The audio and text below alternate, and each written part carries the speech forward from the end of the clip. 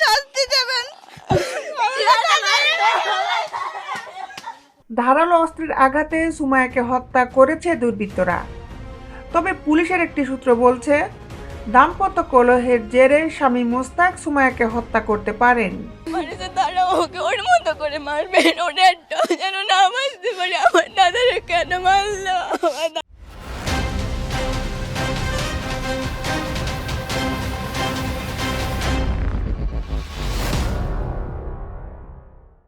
বিস্তারিত নিয়ে আপনাদের সাথে আছি আমি শামীমা সুলতানা, জাস্টিস টেলিভিশন।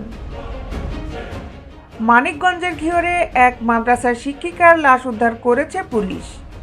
উপজেলার ঠাকুরকান্দি গ্রাম থেকে মঙ্গলবার গভীর রাতে লাশটি উদ্ধার করা হয়। এই ঘটনায় নিহতের স্বামী সহ দুজনকে জিজ্ঞাসাবাদের জন্য আটক করা হয়েছে।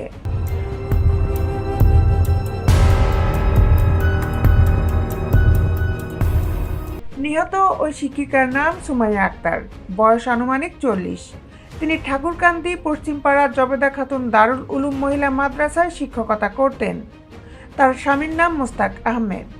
তিনি ঘিওরের বায়েলজুরি বাজারে পোল্ট্রি ফিডের ব্যবসা করেন। পুলিশের ধারণা, ধারালো অস্ত্রের আঘাতে সুমাইয়াকে হত্যা করেছে দুর্বৃত্তরা। তবে পুলিশের একটি সূত্র বলছে, দাম্পত্য কলহের জেরে স্বামী মোস্তাক সুমাইয়াকে হত্যা করতে পারেন। জানা গেছে, মঙ্গলবার বাড়ির বাথরুমের সামনে সুমাইয়াকে রক্তাক্ত অবস্থায় পড়ে থাকতে দেখেন মোস্তাক।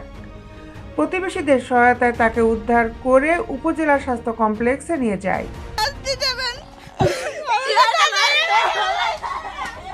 সেখানকার কর্তব্যরত চিকিৎসক পরীক্ষা নিরীক্ষা শেষে সুমাইয়াকে মৃত ঘোষণা করেন। মোস্তাক হাসপাতালের রেজিস্টারে স্ত্রীর নাম ঠিকানা না লিখে ও পুলিশকে অভিহিত না করে লাশ নিয়ে বাড়িতে চলে যায়। খবর পেয়ে রাত 12টার দিকে ওই বাড়িতে যায় পুলিশ। তখন বাড়ির উঠানে লাশটি দেখে তারা উদ্ধার করে। আর বুধবার ভোরে ময়নাতদন্তের জন্য ওই শিক্ষিকার লাশ মানিকগঞ্জ মেডিকেল কলেজ হাসপাতালের মর্গে পাঠায়। পুলিশ জিজ্ঞাসাবাদের জন্য মোস্তাক ও প্রতিবেশী বাপ্পিকে আটক করেছে।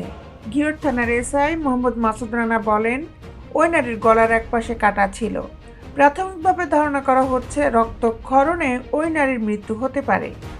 যথাযথ তদন্ত করে দ্রুত সময়ে হত্যাকাণ্ডের রহস্য এবং এর সঙ্গে জড়িতদের শনাক্ত করা হবে। থানার ওসি রফিকুল ইসলাম বলেন, ময়নাতদন্তের জন্য লাশ মানিকগঞ্জ মেডিকেল কলেজ হাসপাতালের মর্গে পাঠানো হয়েছে। জিজ্ঞাসাবাদের জন্য দুজনকে আটক করা হয়েছে।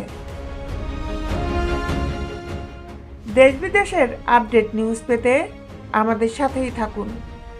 Justice television, Dhaka.